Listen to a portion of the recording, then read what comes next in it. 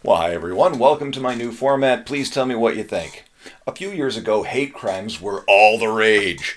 But what they should have been called are racist crimes, not hate crimes, because hate is far more than just racism.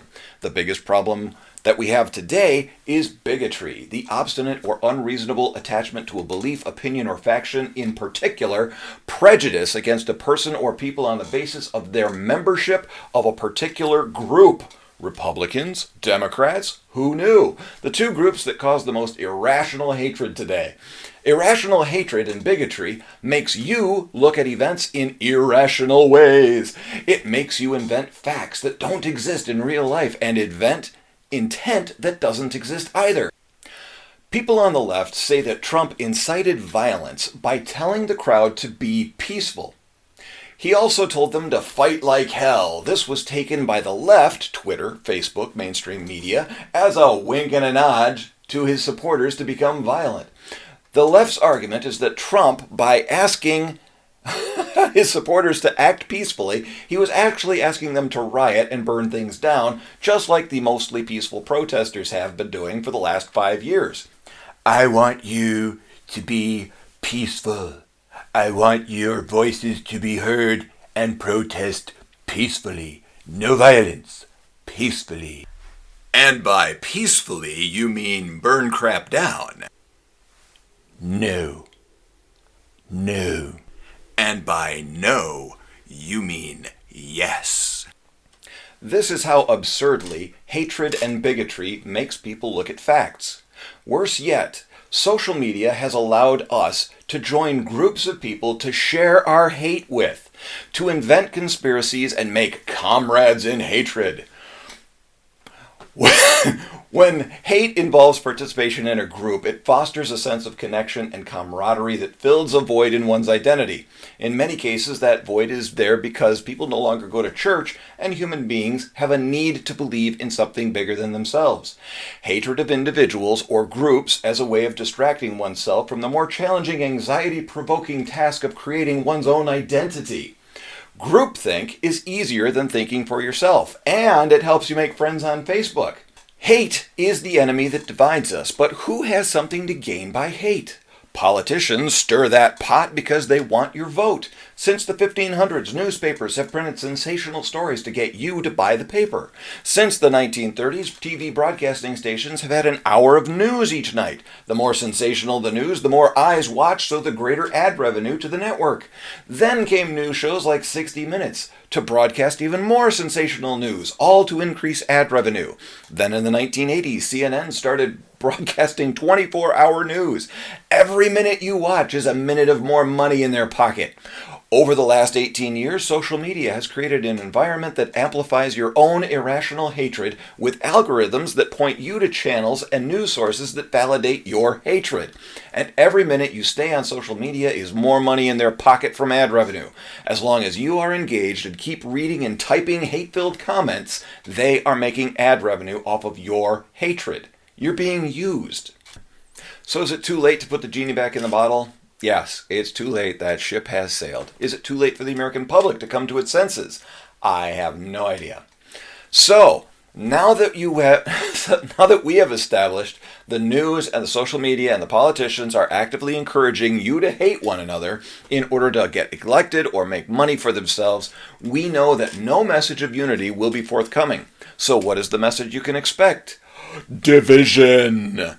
The news and social media have zeroed in on the most divisive of all topics, racial discrimination.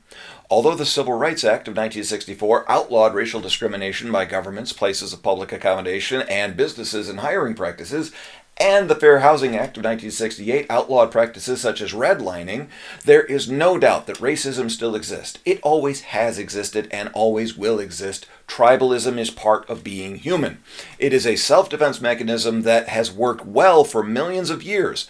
When you see crows flying together separate from groups of sparrows, does it occur to you that all those birds are racist? Or do you simply think birds of a feather fly together?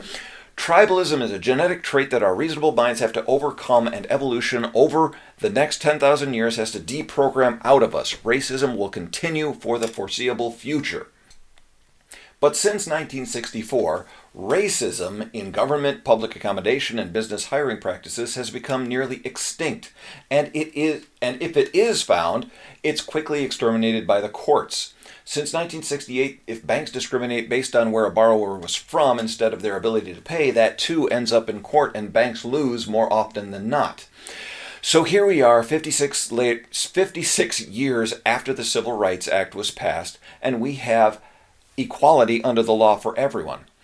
The result of past injustices is why disproportionate numbers of our impoverished are minorities, but the problems that created the disproportionality no longer exist.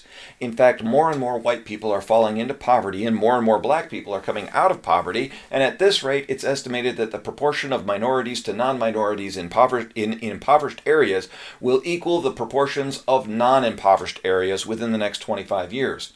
But with black people disproportionately affected today, it's easy to understand why a large number of people think this is a racial issue, not when it's demonstrably not a racial issue.